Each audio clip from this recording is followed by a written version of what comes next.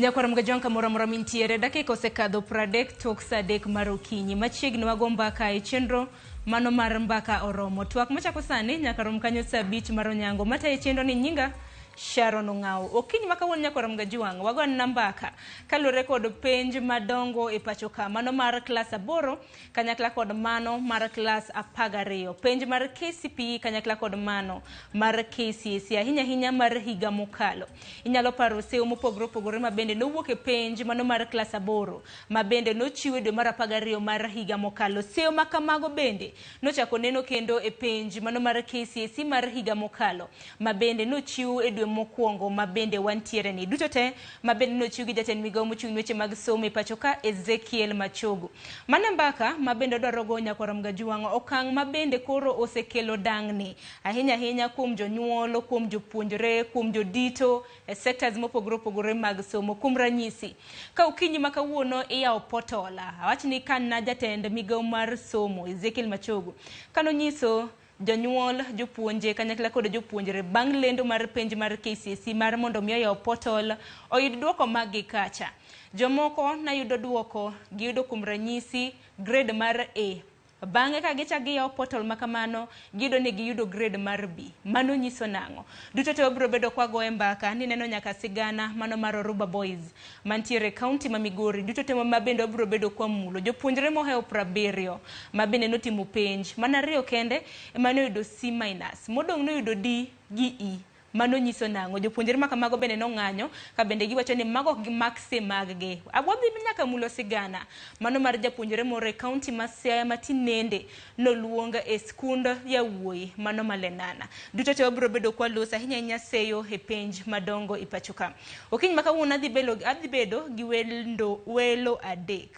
Ariyo kuomgi adhi bedo go e studio marwa e county mano ma Nairobi ka achiel kuomgi nitiere e county mano ma Kisumu. Achaka negi county ma Kisumu Nyakwara mgajuang kama bende wantiere gi David Obuona mabende en jagoro mano mar riwruok mar jopuonj mar NAT bade ma Kisumu. Obuon kiwinja amosi ni misawa county ma Kisumu chio nade? Misawa nya Sharon county ma Kisumu chio maber waikore ni tich. Ero kama na inya Nyakwara mgajuang mono David Obuona mabende adhi bedo kwa poro godo wach ahinya nyaka luore kod thor wach mabende wantiere godo.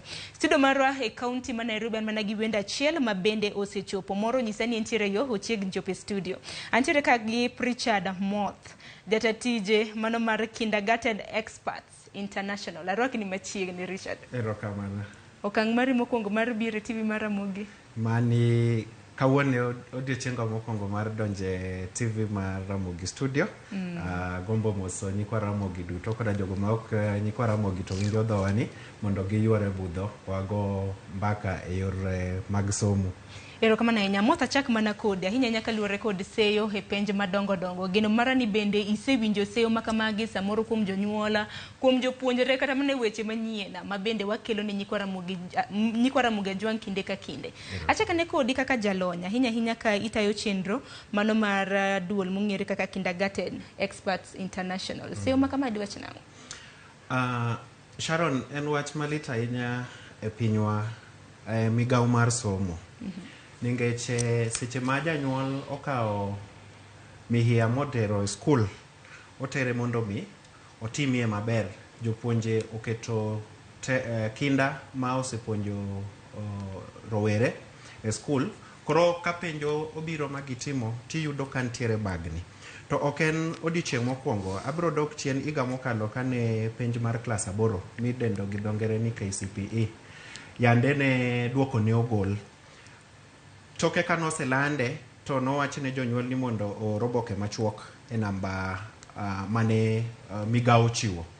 To nokawo thuolo maromo kata seche 3 mondo mi jonyuol ne yud duoko. Toke kanyo kata omenda mane ong'ol kawo migawo maroboke machuok ni nende odhi kamano making'iye kaka sani bende ngima bedo matek en wach matek. Kirango mane mar klas 12 mabende yando nogolni en wach ma lit nengeche mondo mi chenro mar pango penj nyaka time nyaka none magole oromo beni ka thuolo moromo ma systems duto romo beni icheko magi ng'eni timnegi testing ni kopo ni en kata mana through portal ka jonyuol odonje portal kacha mondo mi gi login gi yud duoko mag nyithindo to kowinjo beni en gima lokre nikech mani dhimo chir ma ji ni godo e migao haswa migao mar Kenya National Examination Council ma en migao mosidh gi piny owacho mochung' ne nono penj e piny mangima.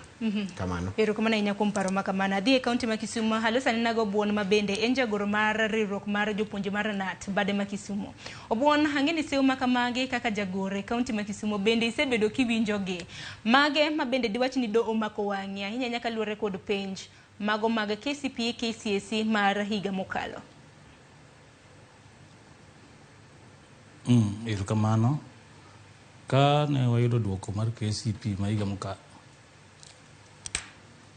ne wanwang'o ni nitie discrepancies in subjects ma jopuonjre mane ok otimo penj mar, for example, Kenya Sign Language ne nomi grades in Kenya Sign Language to Kiswahili mane gitimo ne ok omigi. At that time, ministry ne explain ni ne gigolo duoko yo mapiyo, therefore there could have been a few issues and there in terms of putting the results on the portal. But if you compare with KCSE has taken some good time. It is almost about 3 weeks. Kwa jonyuol jopuonjre to kod stakeholders mondo access results to put on initial makosa. It don't blames either mudoketi kuom service providers. I think that is very immoral. The leadership of the government, Ministry of Education and the NEC should just take responsibility and explain to the masses ne ang'o matimore. Nikech onge kaka nyathi motimo penj ki access result at one moment A-. A few hours later, the same result is now B+. What happens? Who makes the result? Who put the result on the portal? Is it not NEC? And if they were given enough time on negative,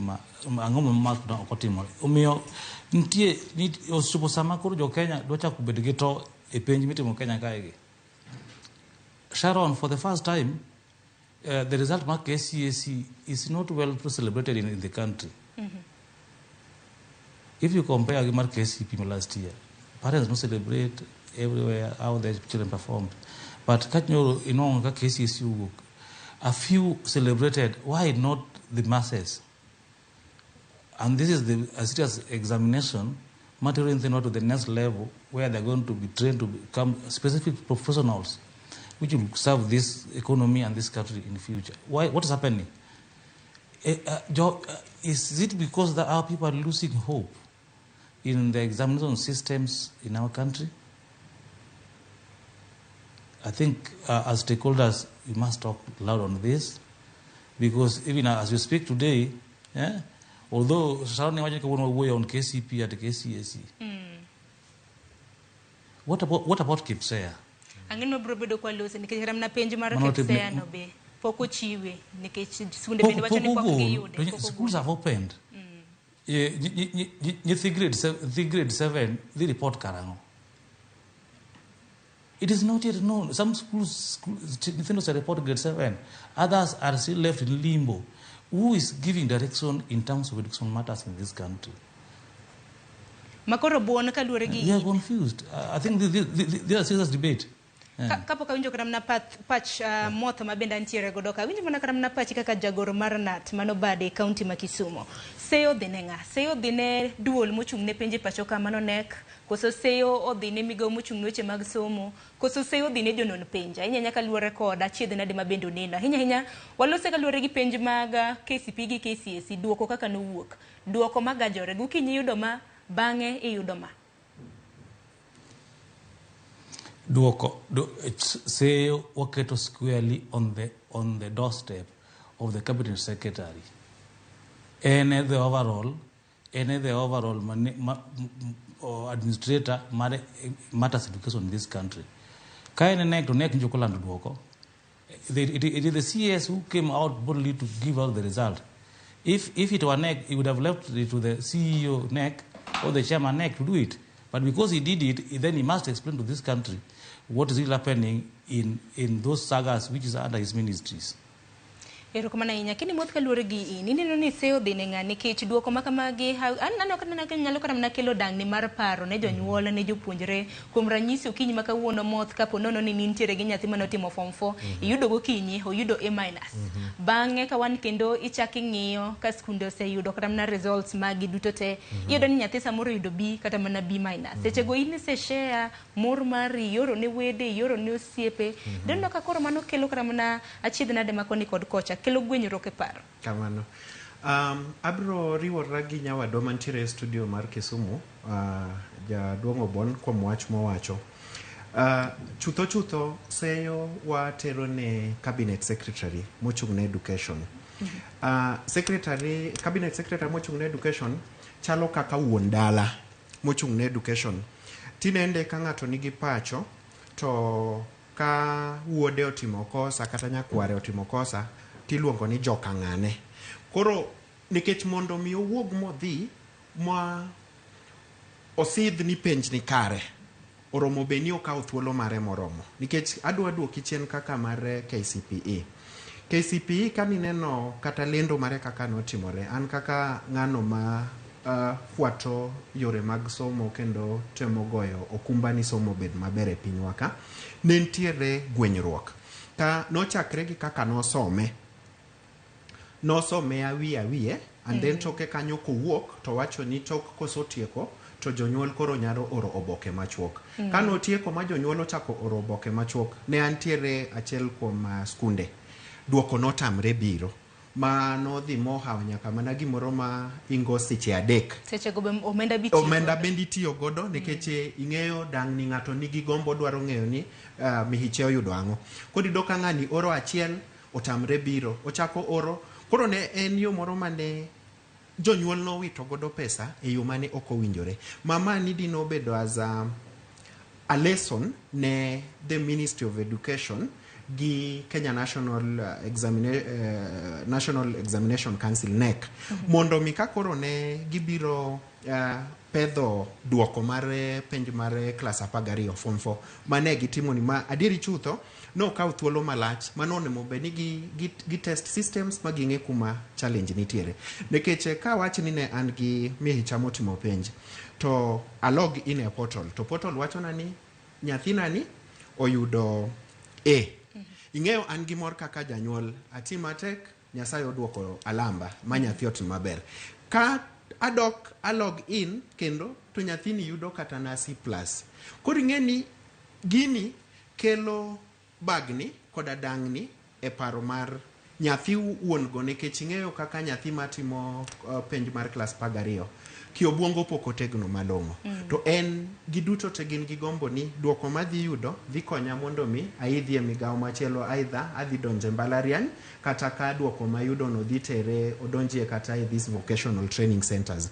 Koro kiseyudo mano to kendo ichako gwenyore duoko machielo wuok iyudo komiyo tich mapek.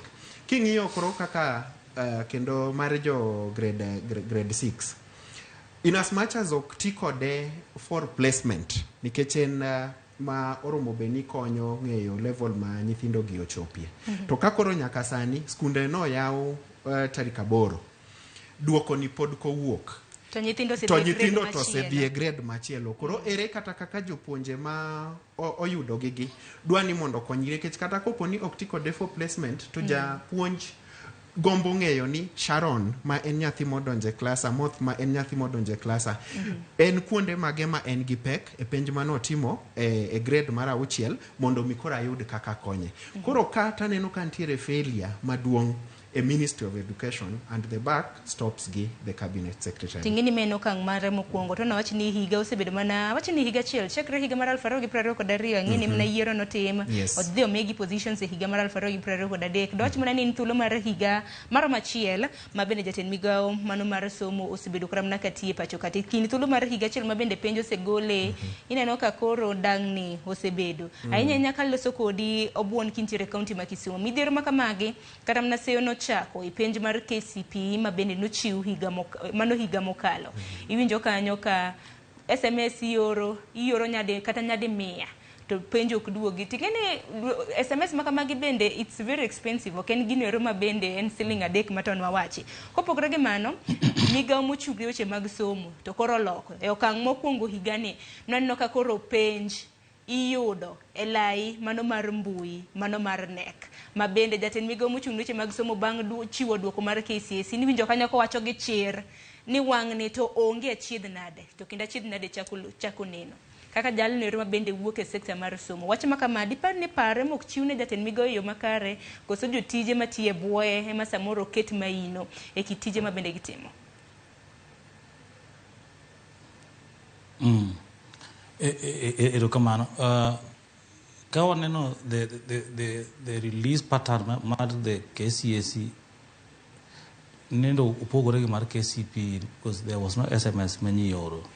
But then the challenge manyo wayodo mar discrepancies in terms of results after checking at one moment and the other is something manyako work on them.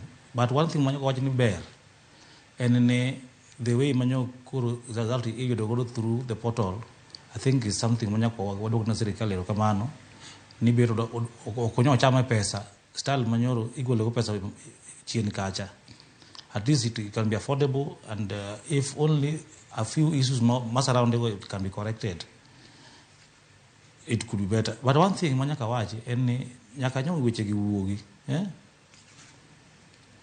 poko with a very strong statement coming from the government ma explain ni angama nyo timore momio at one moment is not no result machal kama to bang dak maptege chako no mugwenyore. I think these are some of the issues if well explained and then going into the future it will be better to streamline maber we will have some kind of hope and believe the release system mag exams would be better and be a bit affordable for our parents and our students. But anyway, ingeo ni duoko gi ema chiwo transition programs and routes ne students. Now kanya thi onongo for example grade A-, the specific courses they look forward towards that. Now when they're brought again down to another lower grade, mana kaka jawad wase wacho brother teacher wacho kanyo no, it becomes very demoralizing and it gives a little some lack of hope and the stakeholders may not always be believing in the way examination makenya biro rand. Nja winjo ni pinje maoko dwa kubedo gi doubts in the examination systems makenya. I think that is very unfair. Kadiponi pinje maoko biro chako bedo gi doubts in our certifications and therefore kaje nyithindo budwa mundo the episode pinje maoko they'll be subjected to some kind of certification and processes can be demoralizing than what they have done in Kenya, which is very unfair. I don't work for ministry of education. Ni Ministry of Education ni saga promoting KNEC, KICD, and many others. And these sagas are administered, are led by very strong professionals. They are professors. Professor Njegere of NEC is a person mostly through the education processes. I think if the lack of tools, then let the government give tools to these sagas to work professionally to deliver credible results. Nikeche ing'eyo ni ka penj duoko mar penj for example KCSE inyalo nong duoko ariyo mopogore. It also brings views. Ni Kenya kae perhaps this system could have been hacked. Could it be true? Ni ng'ato nyalo hack system mar results ma Kenya ma alter them in between, and therefore students will get two different results. I think that should be explained. Jo Kenya oseng'e gi timo richo mar hacking systems. Were these systems hacked or not? And how strong are these systems? They cannot be hacked, so that we can believe. Or else they should take us to the old systems. Much on result ni kama ni school. Ma result ko tritu nyaga chimo or school either manually than putting us through systems are now bringing doubts. People are not sure whether these results are the actual ones. So is it the first, for example, these results give believe machiena ni magira chien because believe man magira mokwongo. Nobody is explaining that. So I think there are some certain things. I want to thank Ramogi TV so much and other stakeholders who have come out strongly to talk about this so that people should get to know, the education ministry should get to know, we are concerned as stakeholders.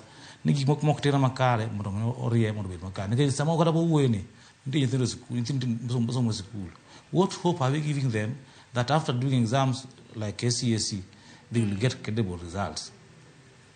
Mani Seyo maduong' bende ero kana mana kaka ikele obuona ahinya nyaka luwore kod seyo gi chich ma bende pinje mamoko osechako bedo godo. Kuom ranyisi wang'e ni piny Nigeria en achiel kuom pinje ma bende osechako bedo gi chich gi oboke. Gisebedo gi chich gi oboke ahinya mago mawuok e piny Kenya gi piny mano mar Nigeria. Wach ma bende nyalo kata mana kelo achiedh nade ne jowa ma bende manyo tije e pinje maoko. Kopogore gi mano kapok awinjo pachi moth kaluwore kod thor wach ma kamano. Wang'e na seyo mano mar penj mar KCSE ahinya skund sekondar ma Oruba mantiere kaunti ma Migori nyaka Ramgajwang. Kama na nyisi ni mohewo jopuonjre 70 ma bende notimo penj mano mar KCSE higa mokalo. Mana riyo kuomgi mano yudo C- modong' en mana D gi E. Wach ma bende jopuonjre giwacho ni gidwaro maxi mag-gi mag adier. Nitiere story kata mana sigana ma bende jafwambo marwa ma Migori notimonwa mano juma. Wawinjo na sigana makamano bang'e abiro bedo ka winjo pachu e wi okang' makamano. Seche moko kuom jopuonje nyiso morgi kuom duoko maber mar penjo maka 12 mar higa 2013. Moko kuom jopuonjre e kaunti ma Migori kochuny gi lit bang' yudo duoko mapiny. Jopuonje mane otimo penj e skund sekondar ma yawuoyi mar Oruba e sab-kaunti ma Suna West gin moko kuom jopuonjego ma bende koro ok mor kod duoko mar pinyni. Higa ang'wen janyuol chulo ni school fees to bang' iya gi D-. D- itero kanye idhi dogo tich kanye. Kwani seyudo E, English yudo E, Kiswahili yudo E, ni dhi timo ang'o? Nyiswa gimunyalo timnwa gimunyalo timonwa. Wainyore, jonyuolo be inyore. Wan papers wa kinya ng'igi kendo. Ng'igi mondo wayud duoko makaber. To waduoke kata kawuono ka kiny piny pokoru wayud duoko wa. Asebedo ka perform below C plain pok na yudoga for sure. Sani makoro ni school bedo change to boys ni. Diere mane wan gi mix, te mane watero ji university. Ni kanyoro koro kaka wasomo ya migo wane kuono mapoko dwaro ne. Ni kuono koro emo wayudo diwate. Jopuonjegi ne obago ng'anyo mar nyiso ich wang' margi nyaka apisno mar director ma ochwe wechego mag somo e kaunti ma Migori ka giramo ni duoko mar penj ma giyudo ok nyisi gima ne gigeno. Pre-mock na yudo C plain, mock was C+, post-mock was B-. Masani target na kang'iyo kaluwore gi internals man watimo nabedo ka improve. Sani na aim B+, maka duogo sani ayudo D+, makia subject mosebedo ka perform D zote. Gino buogowa jothurwa. Ginie nitie kaka wapare. Wan kaka ncho ng'eye ne wadhi tero ji mang'eny university. Japuonj maduong' mar skund sekondari ma Oruba Thomas Obunga ne owacho ni duoko no to ni piny ka ipimo kod mane gigeno. Kata kamano gidhi bedo piny kaka board mondo ging'iyo okenge ma ginyalo kawo. Kata bed ni ten sikul ni wach ni duoko gibiro keto ayanga bang' nonro maling'ling' nyiso ni kuom jopuonje 75 manotimo penj e skundni mana jopuonje 2 kende ema oyudo grade no mar C- ka modong' to ntieko grade no mar D kadok piny. Komachielo jopuonj kaachiel kod jopuonjre e skund sekondano mar Kamagambo Adventist ne obago nyasi mar nyiso morgi bang' skul otimo maber e penj maduong' mar higa mar 2023.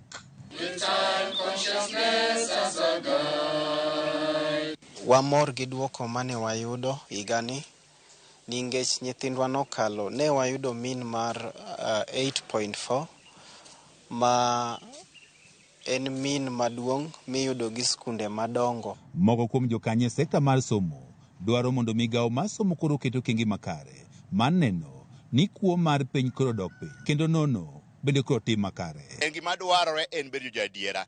Wan kaka Adventist institutions mano gima ne wagole pachwa chon ni kuo mar penj ok wanyal donje. Wach kuo mar penj ni ok wadawuoye to wang'eyo no dhi mbele. Nyaka sani jopuonjre bende koro ywak ni nono ok ne otim makare. Bende omiyo nyaka sani koro girem dwaro mondo koro kalatese koro rang kendo mondo adieri koro yangre.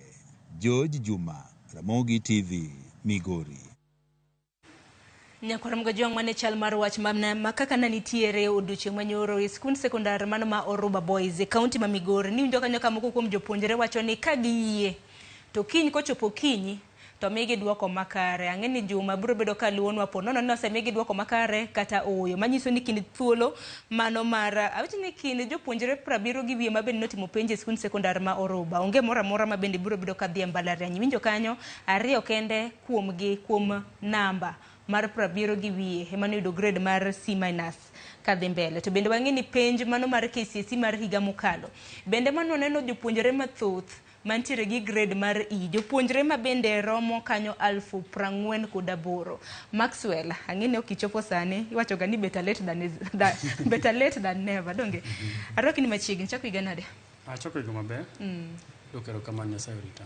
Ero kama na inya nyakoro mgajong mano wendo wa machielo mabende nyinge Maxwell Magawi jakanyo mano ma riwruok mong'ere kaka elimu bora. Max nikichin mapokilosa winje na pachi kaluore kod skund sekondar mano ma Oruba Seyo mabende giseyo godo migawo mochung' weche mag somo. Aparo ni sakanti wachopo kumoro ma wakete tugo gik moko nego wakete tugo. Gimoro kaka tiegruok en gima wacho ni it's very serious. To en gima nego bed ni jokanyo, the stakeholders ma usiana gi weche mag tiegruok nego bed serious. Duoko mar Oruba Boys noka nyithindo go ywak ni moka na timore moro wacho ni anaido B-, achako timo post mock nan gi B. Koro kendo results dugo KCSE na yudo D-. Tigendi en gimoro ma winjo tek sana nikech timorega kinde moko nyodo ka nyathi timo maber penj moko ma internal go timo maber e mock ka nyathi moseda ka timo maber to timore seche moko ka otimo KCSE nyabedo ni en gi tuo moro kata gimoro timore kisran moro timore to o drop but it's not scientifically logical ni that tragedy can befall an entire lot ni nyithindo gi kar gi te nyithindo malaw 100 ni mano gimano timore ne gi te and they uniformly dropped. Anybody who got a B now, we are dealing with D- and D planes. It's not logical. Ingeni penjo bende jina penjore mbui kacha. Ingeni penj mago mag mock, penj mag post mock bende nyalo ga bedo mopogore nikech wang'e buok ma bende samoro biro gi penj madongo. Mago ka mag KCPE gi KCSE. Ngat nyalo penjwa. Awinjo mana pachi moth kotenre gi ma. Mago na results duoko margi mar adiera koso oyo tang'o mano timore. Ten mana sikul achiel kende piny Kenya skunde duto mantiere counties 47. Skul achiel kende madibed ni koro ng'ikruok no bede. Lakini ini nene nade kaka jalony weche mag somo. Erokamano Sharon. En 50-50. Penj kotimga school kata bed ni performance mar nyithindo ok osebedo ga maber. Ei somo ka ntiere gima wacho ga ni anomal curve. Ntiere jogo mantiere piny to idho ga malo moyud ga kama obedie. To internal exams nikech oken school madiango wach ni school mawendo makore ka gitimo internal exam mokwongo mano de watiyo godo kaka ngadho mar wacho ni manie no odiochieng' mokwongo mane giseto internal exam, koro ok wanyal tiyo gi mano kaka benchmark mar penj mawoko.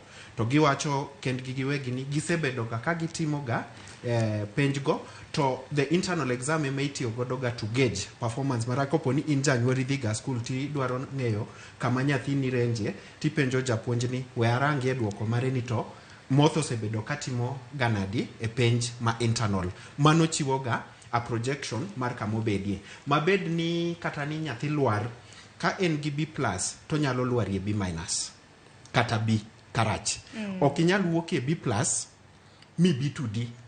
Mano kaka jalony mar somo pok otimrega, ok onyalre. Kati bed gi kiondko machalo nade, ok inyal bedo nikech kaka penj mar KCSE timo gi 21 days. 21 days ok inyal bedo gi shock for 21 days and ok onyal affect 68 learners out of nyithindo 70. Koro kanyo taneno ka nitiere ng'ikruok moro ma ok ni kare. Ineno ng'ikruok moro. Keni obuon ini nene nade kintiere kaunti ma Kisumo kaka jaldero mabedo sebede sekta mar somo kuom thuolo malach. Wach mar Oruba Boys ni. Sharon, kendo kaka nyithi Oruba Boys nigi chir. Magi nyalo wuok e ndara, magi ting'o boke ka giwacho ni mago ok duokogi. Ng'isi ni gimoro ok ber kanyo. Pile pile ng'amore wiye kutoga kendo pondoga. Omiyo adakwa ni with all fairness, aparo ni exams ma Oruba Boys should be remarked mondo nyithindo gi omi their deserving grades. Nikech chir ma nyithindo go wuoyo go to be giwinjo pacho wetewa ma are also education experts osegolo e studio ka ngiso ni what is happening at Oruba is not real. It is true. Amba aja puonj. Pile penj mar mock tek ga moloyo penj mar national exams. Omiyo nyathi mo bobedo ka yudo ga C mock is likely to get a B- or a B. And the reverse is always very rare. But in this case, the reverse the highest percentage. Adam Rakwa Nek, with all fairness, remark papers Magorova Boys and any other school managing issues on their results, want to make the fair results. Chairman, you think of Gogo, usually man of results. Kamaro Oruba mabende na chala kamano to koro Seyo bende biro wuok kaluwore kod kwan mag jopuonjre mabende no yudo grade mano mar E. Kwan mar 48,174 kod 4. Wach mabende pok onene piny Kenya ka hinyenya results kata na duoko mag penj madongo. Watch mar E, what get E not obugo jite, because that number is scaring. I think that number is scaring. Even if the markers were to award those students E, they would have reconsidered. Can moderation? I think moderation should have been fair enough to give them a grade that can also encourage in life. Life is not about passing exams. And I think it is high time on our markers and the exam council or rethink the awarding of grades so that people should live beyond exams. Otherwise, people will be encouraged to look for ways and means. And then what will happen in life? It will not be good for them and even good for the general public. The life should not be seen to be pegged on passing exams because as if they have been condemned. It is only good figures 14,000. Individual students again. But if it were known, then I think that would be very unfair for a large number of students to have gotten grade E. Ero kamana inya haneno kanya kwa mgajwang dakika na ngwen toksa ngwen mara okinyi ote magibina noko duro meduru mana chwalo ote abro bedo kaso moge lai magote machoka redek au chiela no mbui mar Facebook, YouTube, Ramogi TV bendane noka wana chiel ka chiel inyalo oro ote magikanyo abro bedo kaso moge koka mano yena mara mono miaka yuwa mokuonge tuak makama haduogi mathuth bende wang'yene bende Seyo mar KCPE nikech wang'eni nyithindo manotimo klas 8 higa mokalo nek beni riwore gi skunde mag sekondar mano kabiro romo kano chieng' tarik 15 mano chieng' wuok tich mar juma mabiro. Achiel kuom gi bende mabende nwamenyo kaka TV mar Ramogi nyako mawuok e kaunti ma Siaya noluong mane skul sekondar mano malenana. Wabiro bedo kwa gombaka bende kotenre gi mano kidhi mabor.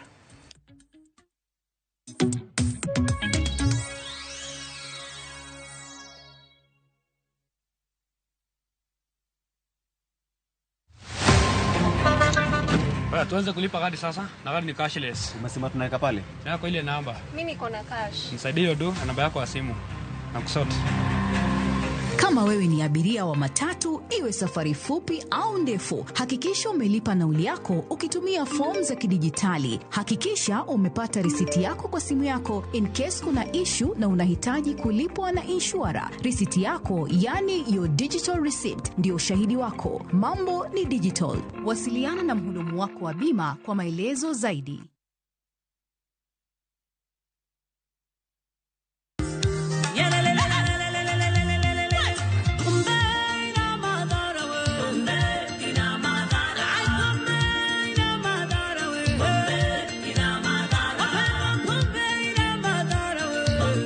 Ukitaka huo wimbo bonyeza *811*402#.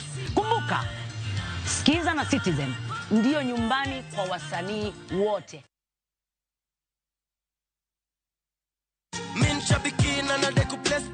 Mambo sasa ni super. Mkiongea tunasikiza. Mlisema tulete jackpot ingine? Tumeileta 10 times bigger. Introducing Shabiki Super Jackpot. Hii sasa ni jackpot ya 5 million shillings. Unashinda ukipredict correctly games 15. Na usiposhinda inaenda kiongezeka kila wiki. Yani ni progressive. Bonuses nazo ni no. Kuanzia 12, 13 and 14 correct predictions. Unacheza na 99 bob tu. Chukua simu yako. Ingia www.shabiki.com. Fungua jackpots. Click on Super Jackpots. Chambua games zako safi. Review bit slip yako. Ukiona iko sawa, place bet. Alafu sasa unategea games zichezwe.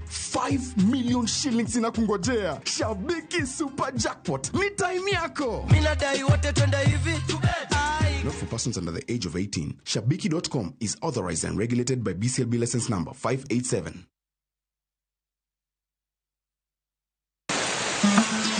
Fuenyo chuny kitwa. Ang'o miyo yie ni chako mana mine? Dak ne chake yie chuo.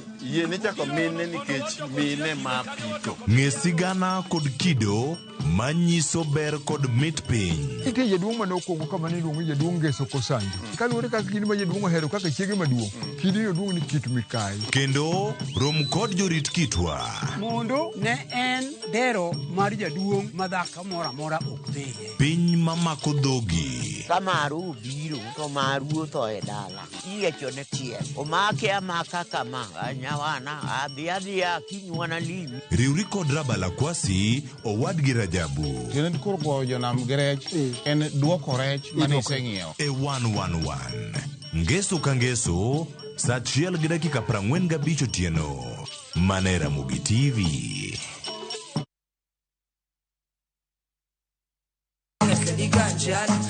Kit thumbe mawakelonu otenore en dhadho maggi. Ka wakiko gi makare, yud thumbe miero mapacho ka kod pinje maoko. Yud thuolo mar winjo thumbe manyien e chenro mar Pado Manyien mabiro biro ni wuok tich nyaka ngeso chakre saa 5 okinyi nyaka saa 6. Kik ibari e chenro miero e wang' jowi mari mar Ramogi.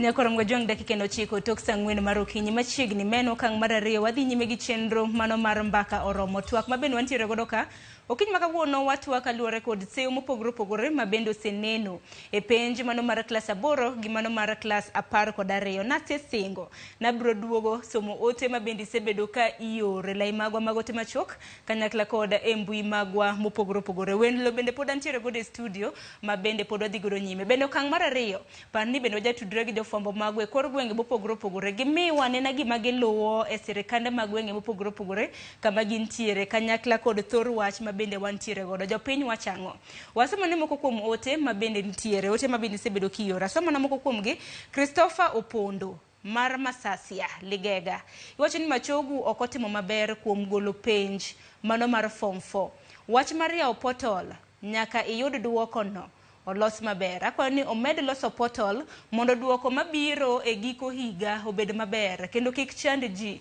poch gi pak ni Ramogi TV kendo mos na welo geno mara ni welo oyudo mos makare kopogre gi mano Jack Nyarmudi wacho ni Sharon penj na jolonya gik ma wanene sekta mar somo gi degi bed ne gin yo mar sabotaging the CS mano mar somo gik makamage noktim regachon geno maro ni welo montiero godo e studio biro bedo ka duoki Jackie beni wacho ni in the 80s is iwacho ni 48,000 is something is very wrong somewhere. Ote machela so mar engineer Lazaro Kanyamboki wacho ni education sector is one of the key pillar of the nation madwaro competency jo Kenya nyaka go koko mondo Ruto oket joma competent in that ministry. Wameka meka gi kanyo asomo gik mano mar Rolex Odhiambo wacho ni jatend migawo mar somo masane chalka gima oseketo nyao e tije wadok mane ndalo mag kaimenyi kapo ni sirikal nyalo timo lokruok migawo mar somo nyalo bedo maber sana wameka mane gi kanyo Maxwell onye na pachi anya nyaka luore kod seyo mabende jopiny oro ne jatend migawo mano mochung' noche mag somo mane Ezekiel Machogu dibende en gi nyaw kumoro kaluore gi in kaka iwuok e riwruok mano mar elimu bora ing'ani kisebedo jatelo kumoro to ber ki iywayo jogo mitiyo godo machiegni kono mondo bed a very consultative process but ka ng'ato nyalo ng'iyo malong'o kaka jatend migawo mar tiegruok bwana Machogu osebedo ka operate there's a lot of disconnect between him and the lower profile or the lower ranks within his ministry to mano inevitably biro miyo telo ne bedo gi nyawo nikech ing'eni en obedo minister a couple of years ago like 1 or 2 years ago lakini the Ministry of Education brodo jokma osebedo kanyo for a couple of years and if he cannot find a way of harvesting such experiences then automatically things will go wrong so the buck stops with him if everything goes wrong if anything goes wrong then it only shows that bwana Machogu is here to harvest the talents within the Ministry of Education. Kore nyaw mar bwana Machogu. Nyaw mar bwana Machogu. Nitiere penjo moro mabende jal moro no nyisa ni penjo makamano daka nene kosipare moth. Nitiere penjo mabende achiel kuom joneno magwa nochi na penjo ne jolony mago mag migawo mano marayude Jackie Nyarmudi. Ocho ni Sharon penjo na jolony gik monene sekta mar somo gi. Degi bedi yo mar sabotaging mano jatend migawo mochung' weche mag somo moth. Aneno ka nyiero. Debedi ne en yo mano mar sabotaging. Erokamano Sharon. Mana kaluwore gi kaka wadwa osewacho e studio ka. Kidonjo ka in wendo e pacho to wendo bedo maywayo weg pacho machiegni to yudo nikech king'iyo jatelo kaka mochung' ne nek Dr. Jengere en osiepa natiyo kode project moro mane pod en head of languages KICD ng'ama very competent kidogo kata KICD gin joma competent koro chal gima nitiere